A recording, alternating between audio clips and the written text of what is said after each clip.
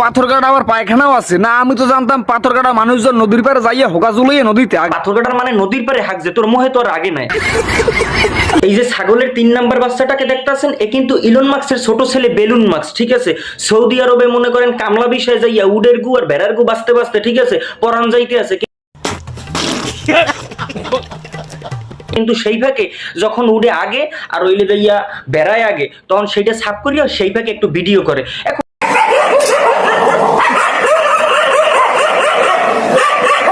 বিষয় যেটা হইছে, মনে করেন সে কয়েকদিন আগে মানে দেশে যাওয়ার আগে সে জুতা চুরি করছে মঠবাড়ি একটা মসজিদ থেকে। আমি বিশ্বাস করি না। মসজিদ থেকে জুতা চুরি করে এই যে দেখেন, আপনার রিপোর্টটা দেখেন, এটা হইছে আপনার আরটিভি নিউজ ভাই, এটা আমার কথা না, মঠবাড়ি এই পোলাপাইন আমারে পাঠাইছে। জুতা চোর মসজিদে জুতা চুরি করিয়া পাবলিকের কেলানি খাইয়া সৌদি যাওয়া লাগছে পলাইয়া। ও যদি পাথরঘাটার সকল মানুষকে অসম্মান করে কথা বলে, মানুষ হাগে নদীর পারে, ঠিক আছে, তাহলে আর এইটা নিয়ে মানুষ আর কি বলতে পারে ভাই? তুই উদম কেলানি খাইয়া ওই যে মঠবাড়ি ওই থানার ওই পাশে একটা মসজিদ আছে, ওই মসজিদ থেকে জুতা চুরি করে পলাই গেছে, এবং এই আরটিভি এটার আবার নিউজ করছে, এবং এই নিউজটা আমারে পাঠাইছে মঠবাড়ি আর পোলা পাইনি ভাই। মঠবাড়ি আমার ভাই ব্রাদার আছে, মঠবাড়ি আর মানুষ তো খারাপ না। সে জুতা চুরি করে উদম কেলানি খাইয়া মনে করেন এলাকা মেলাকা থইয়া সৌদি আরব ভাগছে, সেখানে যাইয়া বেড়ার গু আর উডের গু সাফ করে।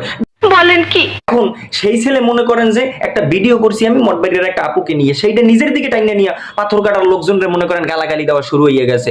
এখন তুই গেছো বেটা লেবারি বিষয়ে কামলা দিতে, তুই হ্যাঁ কামলা না দিবি, তুই এলাকায় কি হইতেছে এদিকে তোর দরকার কি আছে? তুই এটা নাক গলাইতেছো, নিজেকে কন্ডম ক্রিয়েটর হিসেবে দাবি করতেছো, করতে পারো, ঠিক আছে। এখন বলতেছে পাথরঘাটার মানুষ নাকি নদীতে হাগে। পাথরঘাটার মানুষ নদীতে হাগে ঠিকই, তোর মোহে তো আর আগে নাই, ঠিক আছে।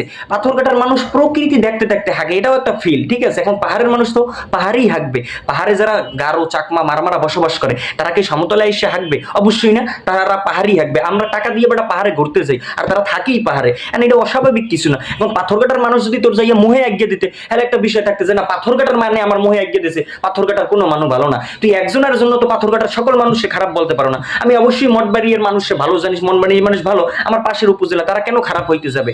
কিন্তু একটা ছাগলের বাচ্চার জন্য মঠবাড়িয়ার সকল মানুষ তো খারাপ হইতে পারে না। অবশ্যই মঠবাড়িয়ার মানুষ ভালো, কিন্তু এই রকমের দুই একটা ছাগল, দুই একটা মনে করেন যে ঘামখোর, দুই একটা মনে করেন যে এই যে এই কামলা টামলা আছে, ঠিক আছে, এরা যাইয়া মনে করেন নিজেকে কন্ডম ক্রিয়েটর হিসেবে দাবি করে এবং নিজেকে বেলুন মাছের ছেলে দাবি করে, কারণ সে ইতে হাগে, হাইকোমোডে হাগে, আর পাথরঘাটার মানে হাগে জঙ্গলে মঙ্গলে, হাগতেই পারে, ঠিক আছে, এটা অস্বাভাবিক কিছু না, গরিব মানুষ আর রাখবে কি? কিন্তু এই যে বড় লোকের বাচ্চা বেলুন মাছ, সে হাগে হাইকোমোডে, সে আবার ওই যারা গরিব তাদেরকে ট্রোল করে। বড় লোক হইলে তো ভাই গরিবকে ট্রোল করা ঠিক না। বেঁচে থাকো বাবা, আচ্ছা থাকো চিরকাল ছিঁড়ে খাও বেড়ার বাল।